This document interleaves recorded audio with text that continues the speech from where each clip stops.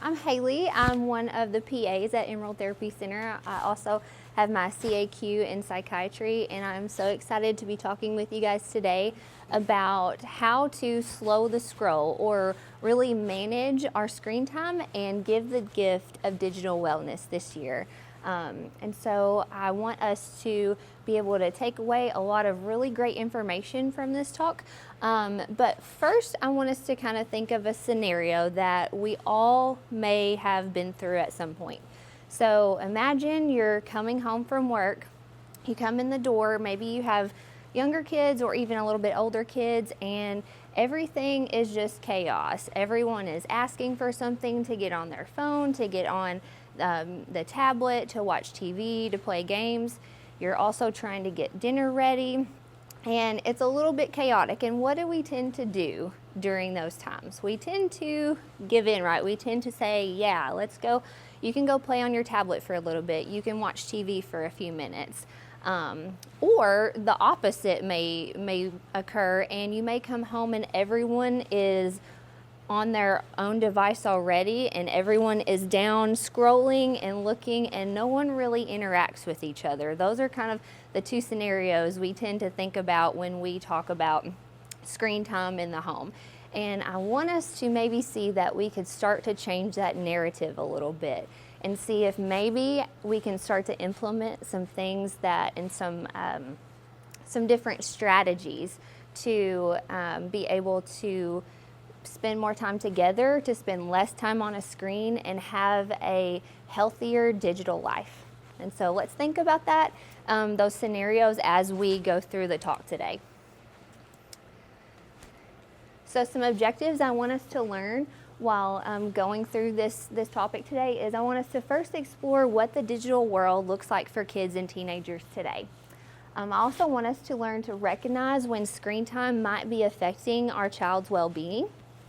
And I want us to discover simple, supportive ways to keep kids and teenagers safe online. And this is a huge, huge topic right now, so I'm really excited to give you guys some information about that. Also, I want to give us some tips to slow the scroll or to be able to manage our screen time much better and manage it without the battles or the guilt. At least without some of the battles or the guilt, right? Because it's always hard to step away from the screen, but it can be easier if we are intentional about it. And I want us to walk away with some trusted resources to keep this conversation going all year long, because it's not something that we just talk about in the winter time when we're cooped up. Yes, it's important to talk about it at that time, but really this is something that captures our attention all year long, and it's something we really have to pay attention to and make sure that we have good digital habits and digital well-being. So I want us to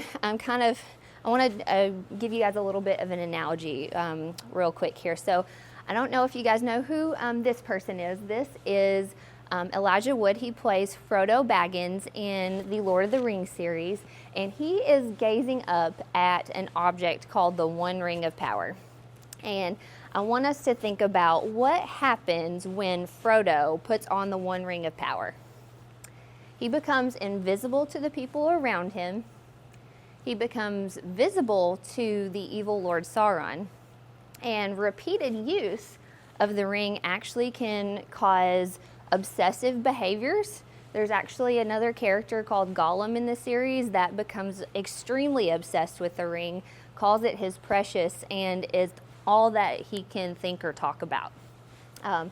And so I want us to think about how devices can be like the One Ring of Power. So when we give devices to our children and when we use devices ourselves, we can become invisible to the people around us.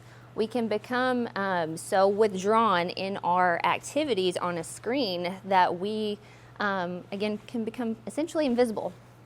It can also make us visible to the wrong kinds of people, so to advertisers, to potential predators. And it can also cause addictions and obsessions with being on a screen or being on social media. And so I can't take credit for this analogy. This actually came from an author named David Murrow. He wrote a book called Drowning in Screen Time, which is a really great resource. I think I would really recommend it. But I thought that was a really great analogy of how screens can really be captivating and what it actually does to our social interactions. So now that we've kind of thought about that, I want us to look at our first objective, which is what is the current digital climate? What does a digital life look like for kids and teenagers today? So you will see a lot of information in my presentation about from Common Sense Media. It is a really, really great resource, and they come out with reports periodically. And so when we look at teenagers and their use of media, they came out with a report a couple years ago about how cell phones and screen time, it's a constant companion for our teenagers especially.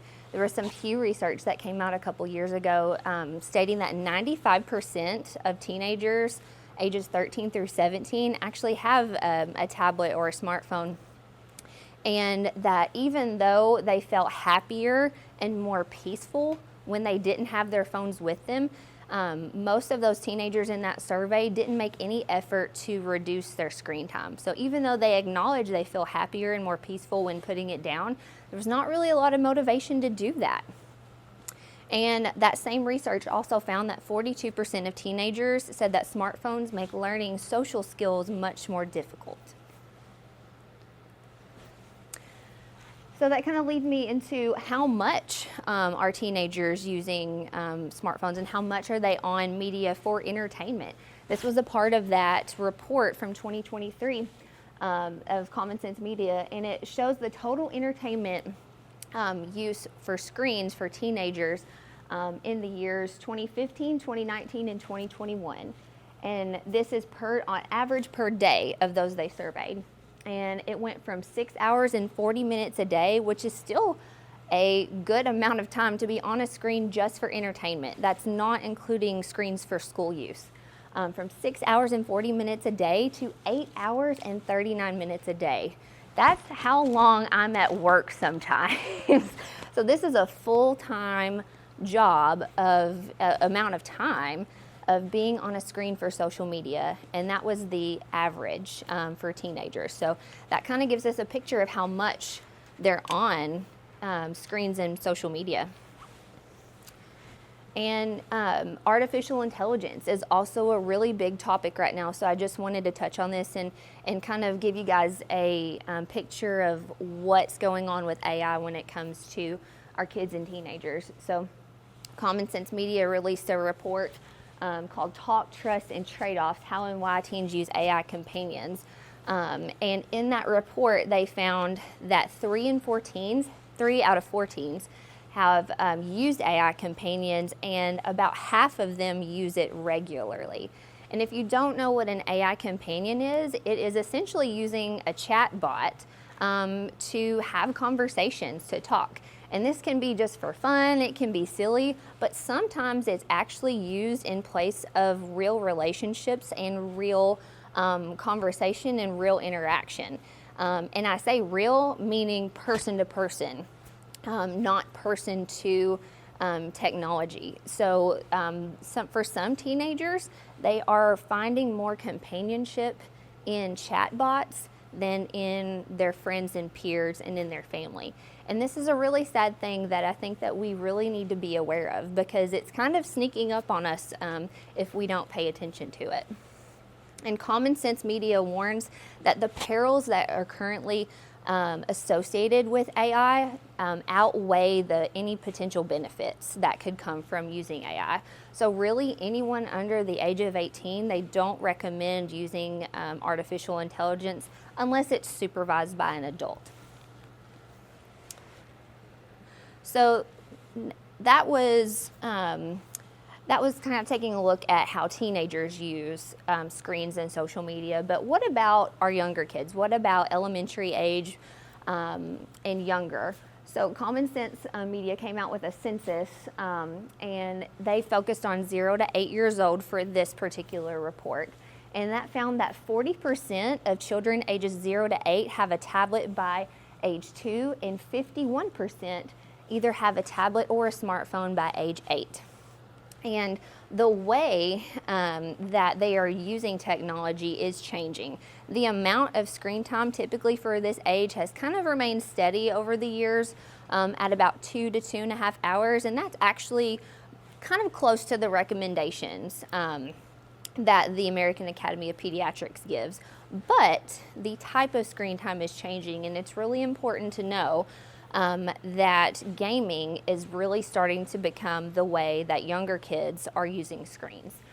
So there's been a transition from using TV and long form shows to interactive gaming, and that has surged by 65% in 4 years. So platforms like Roblox, Minecraft, and then even short form content that is just videos like TikTok, Instagram Reels, YouTube Shorts, those kind of things. Those are all kind of lumped into that same interactive media, and that's really what is on the rise with our younger kiddos. And so the amount of gaming per day in this report they found from 2011, it's gone from about 25 minutes per day to 2024, it's about 38 minutes per day. So that is on the rise.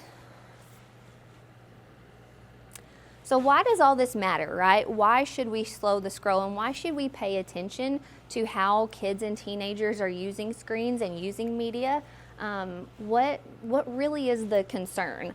And I want us to really think about a topic that Jonathan Haidt, he's a social psychologist who wrote a book last year called The Anxious Generation. He has demonstrated this idea that childhood has gone from a play-based childhood to a screen-based childhood, and that is causing a lot of negative outcomes. And so this is really why this matters, because essentially childhood and teenage years are morphing from more of a play and interactive-based childhood to really a sedentary screen-based childhood. And that poses a lot of problems, and we're going to go over those in a little bit. But one of the quotes that he has in his book, and I just love it, is that we have let our kids spend so much time in the virtual world that we are losing track of the real world. And in his book, he again talks about how before the advent of individual devices and before the advent of smartphones and just being connected via internet so easily, kids spent most of their time playing and having face-to-face interactions, and now that is really, really changing. So what are some of the negative outcomes? We lose this. So childhood allows humans to learn and interact with their friends and peers. They can learn social skills. They learn what's appropriate physically through play, and we are starting to miss some of that the more we change into a more digital-based society. And so some of the negative outcomes of screen overuse include potential developmental delays, especially if we are using screens to excess in younger kiddos. Poor school performance, behavioral problems, sleep problems, mood problems, and exposure to online dangers. And then also relationship problems, because if we're having all these other issues, it's definitely going to impact the family dynamic. So we'll kind of unpack some of these each a little bit in the next few slides. So when we come to talk about developmental delays that we are seeing that are associated with screen time, in 2023, the Journal of the American Medical Association, the pediatric edition, found that greater screen time for children ages 1 year was associated with developmental delays at years 2 and 4. So the younger that we are exposing our children to screen time excessively, we are starting to see developmental delays when they're having to start using or having to start communicate on their own, having to start making friends on their own. And so we're starting to see a lot of these delays And there was another study of MRIs of children who had excess screen time before the age of 2, and they actually found that the brains of these children who were exposed to more screen time were, they displayed smaller amounts of white matter connections. So there are two areas of communication in our brains that are really important for language and development. And they're called Broca's and Wernicke's area. And the tracks between those were actually much smaller for kids who had a lot of screen time than those that did not. So it was really a fascinating study, and it really shows that we're not only seeing behavioral outcomes of excess screen time, there's actually functional outcomes of excess screen time and differences in brains of kids who are exposed versus those who are not exposed. So it's a really interesting field of study. I wanted to also talk about not only developmental delays, but performance in school, and just because we're so associated, or because we're so,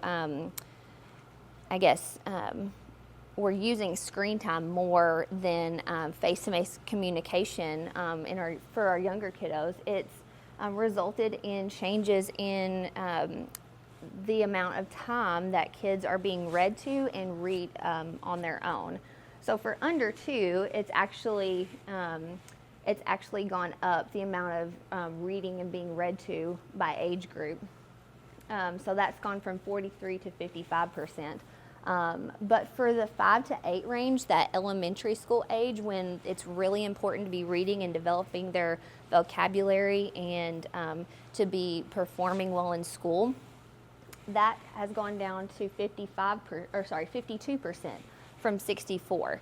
So the more time that our kids are spending on screens, the less time they're getting to spend reading and being read to, which is so important for their language development and their comprehension and their problem solving.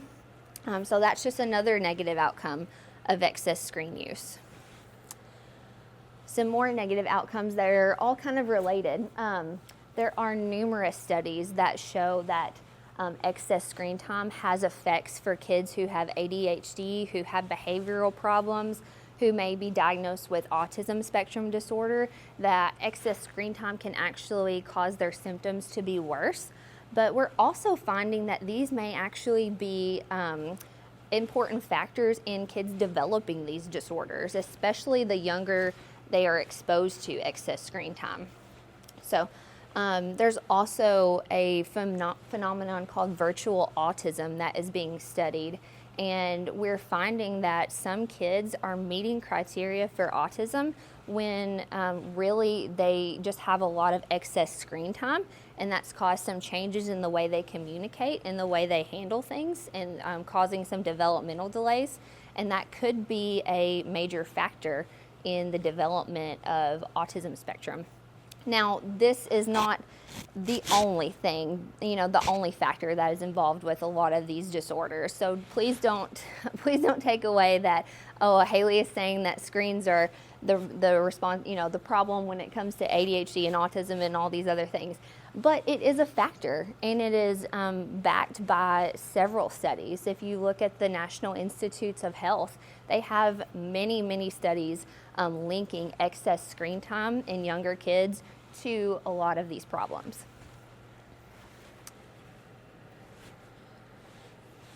And then also, we have noticed a lot of incidents or increased incidents of depression in teenagers and mood problems when we have a lot of excess screen time. So Jonathan Haidt, the social psychologist that I mentioned earlier, in his book, he has this graph, and he talks about when social media and when smartphones were introduced and we started to see a lot of adults and teenagers start to be able to have access to that, that was around these years, that from 2010 to 2014, the access went up. And then after that, we can start to see a lot of increases in incidents of major depression in teenagers. And we think that's due to a lot of factors, to maybe cyberbullying, to maybe just losing that connection with their friends face to face and having it more of an online connection. but it is clearly linked to excess screen time. And you can see for girls, depression rates went up 145% since 2010, and for boys it went up 161% since 2010. And really you can see, like on the graph, it goes up after that gray area, after that time where we started to see a lot of people have access to smartphones and social media. So mood problems and depression, again, clearly linked to our devices and clearly linked to too much screen time. And also sleep is related to that too. So the more we're on our smartphones, the more we're on our devices, we tend to stay up late and scroll. And one of the, this is also from Jonathan Haidt's book, but one of the things that we look at is if we're getting less amount of sleep than we need to function, that also causes, problems paying attention in school, problems with irritability and moods. And after that period, that same period from about 2010 to about 2015, we see the amount of girls and boys who got less than 7 hours of sleep increased greatly. So for girls, it went from about 40% to 50%, and for boys, it went from about 30 to 40. And we all know, like, as adults even, it's easy for us to lay in our bed and scroll if we let ourselves, and we'll stay up a lot later than we should. So if adults have problems doing that, like I know I do sometimes if I don't watch myself, we know kids and teenagers will too. And then we also obviously can see bullying move from an in-person type interaction to online. And cyberbullying is a really, really big concern when it comes to our teenagers. And so some Pew research a few years ago found that half of teens ages 13 through 17 have been cyberbullied at some point. And they're at higher risk for suicide attempts, 4 times more likely for suicide attempts if they've been cyberbullied. So 1 in 2 teenagers have been cyberbullied at some point, according to their data. And that, again, increases our risk of depression, increases our risk of suicidal thoughts and suicide attempt. So it is, again, another negative outcome that we really need to be concerned about. And then, of course, online dangers. So in 2023, the National Institute for Missing and Exploited Children reported that they received 186,000 tips of online enticement. And we also, again, have seen the rise in sextortion scams that has been on the news lately, a rise in the availability and accessibility of inappropriate content like pornography online. And 73% of teenagers ages 13 through 17 have seen pornography at some point. And then depending on what source you use, the first age that people or that teenagers typically see, or kids I should say, is around age 8 to 10. So that is extremely, extremely early. And so at this point, it's not really a matter of if, it's a matter of when our kids are exposed to this kind of content. So now that we know kind of what the digital climate is and what we need to know, what are the negative outcomes of excessive screen use, what are the warning signs that we can look and say, hey, are my family members, are they maybe having problems with their well-being because of their screen use? Do I need to take a look at our screen use as a family and see if we need to make some changes? So some warning signs are those emotional and behavioral problems, depression and anxiety, the sleep troubles that we talked about. If your child is using a device late into the night and being irritable the next day, we probably need to take a look at that. Irritability and tantrums when screens are taken away. This is a huge warning sign. If we can't handle the device being taken away and told, hey, we have to put that down to do a different task, that is a sign that we may need to look at how we're using screen time. Weight gain due to sedentary activity. This is one that not a lot of people think of, but because we are going from more of a play-based society to a screen-based society, we are seeing a lot more rates of obesity, a lot more weight gain in younger kiddos and teenagers because we're sitting down on our phones, on our tablets, gaming instead of being up and being active. And the last warning sign is maybe a lack of desire to play outside for your younger kiddos, or a lack of interest in unstructured play. So just not really wanting to play with their toys or creative things at home, and the only thing they want to do is be on a screen. So if that's the only thing that really interests them, that's a big warning sign. So looking at the warning signs, how do we know what we need to look at when it comes to adjusting our screen time use, or trying to have a better digital life and a healthier digital life and healthier well-being when it comes to screens? We need to look at the types of screen time that we engage in if we're going to really assess this well for our families. So I wanted to give you guys 2 different types of screen time that we can engage in. So the first is passive screen time. And passive screen time is essentially watching TV, watching a movie, anything that you can view passively on a screen far away from you. That is what's called passive screen time, and it's essentially what most of us have experienced as adults most of our lives. And really the interactive screen time, the other type, is more of what's new and upcoming. So the interactive games, the shorts, a device that can be held kind of right in front of your face and scrolled on, or that interactive gaming, that is much more addictive, and it can cause a chronic stress state if we are or our kids are exposed to it for longer periods of time. And for interactive screen time, individuals can manipulate the level of stimulation. So anything that's a game or anything that you can actually manipulate, that's more interactive screen time. So again, how can we keep the children in our care safe and healthy when it comes to screens? Let's start with some recommendations. So the American Academy of Pediatrics says that for kids less than 18 months, we need to avoid screen time unless it's video chatting a family member. And these are for, again, more of our younger kiddos, but for 18 to 24 months, we need to choose high quality programming and watch it with them, and completely abstain from that interactive screen time. And then for children ages 2 to 5 years, this is that preschool age, limit screen time to 1 hour per day. And again, have it those high quality programs, not any types of interactive screen time. But for ages 6 years and older, the American Academy of Pediatrics recommends that you just set consistent limits on time spent on screens. And I think that's a pretty broad recommendation. So I want to give you guys a few more recommendations that are really from us as providers.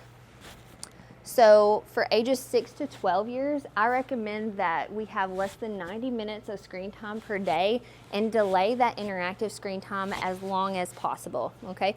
The time when you introduce that really should be a decision that your family makes, but the longer you can delay it, the more you can help your child have a healthy digital life.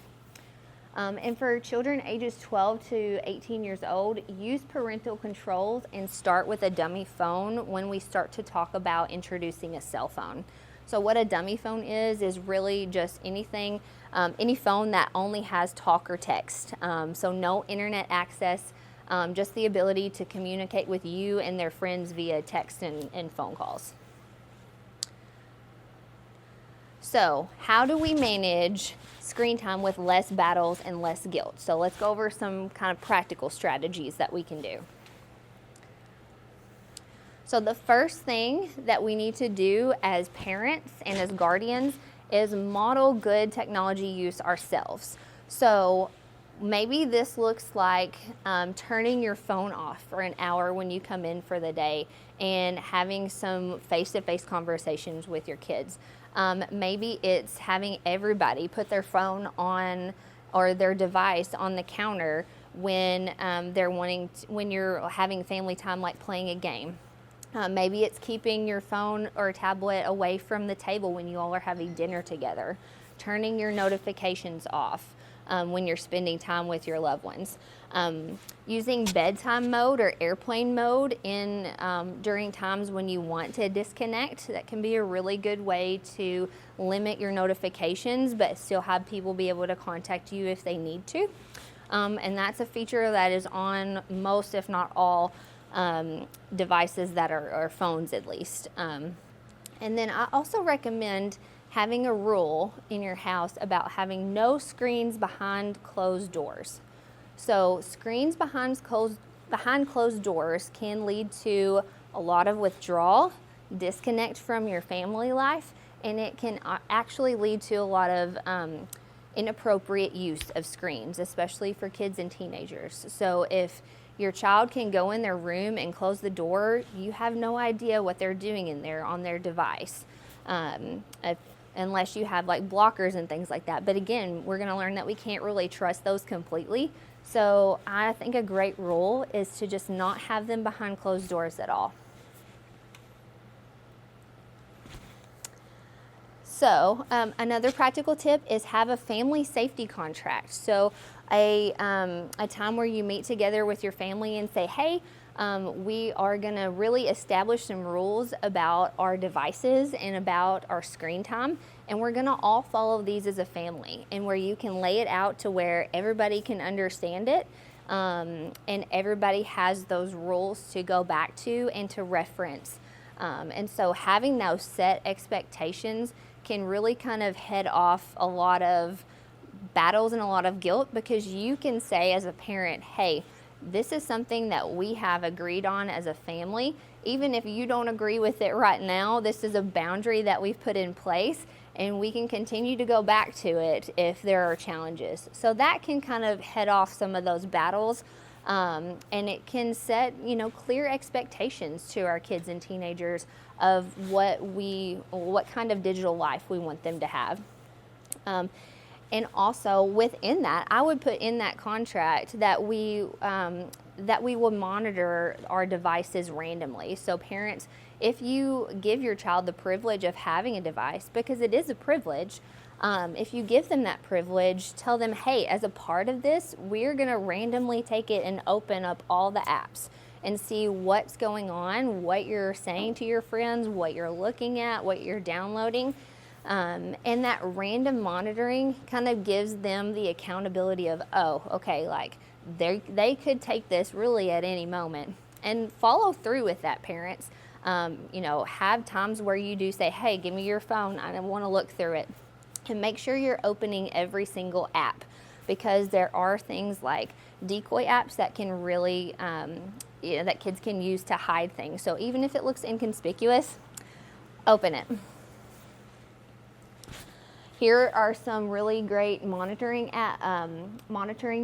subscription services that if you have the ability and you have the means to purchase some of these are some ones that I found just researching. There's Bark, there's Family Time Parentaler, and there's services that you can set up on your child's device that can give you alerts and notifications as to what they're looking at and how much time they're spending in each individual app.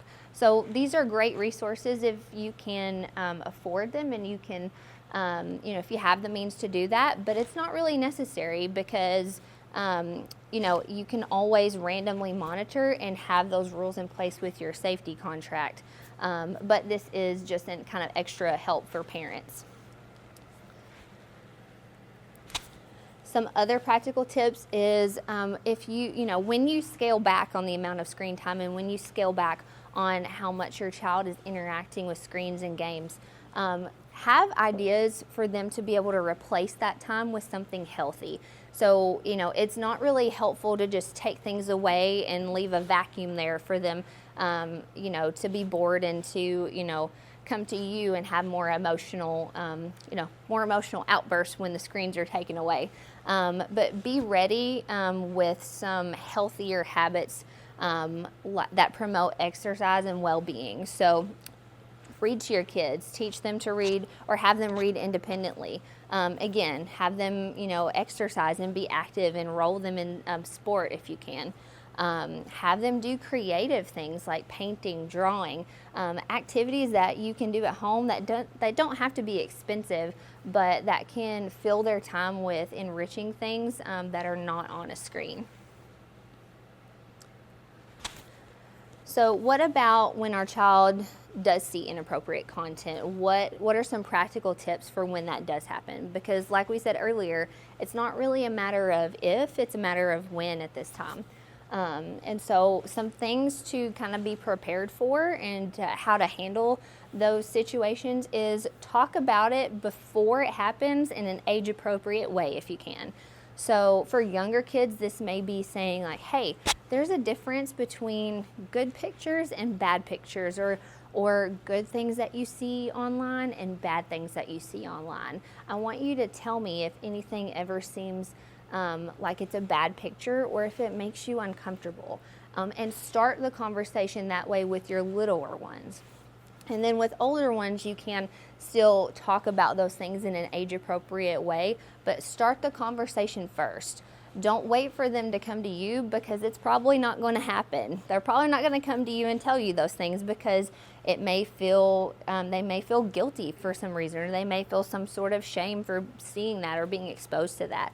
But if you approach the conversation first, they know that, hey, mom or dad or whoever, our guardian, they at least have tried to talk about this with me before, and they may feel more comfortable with you coming to you for that.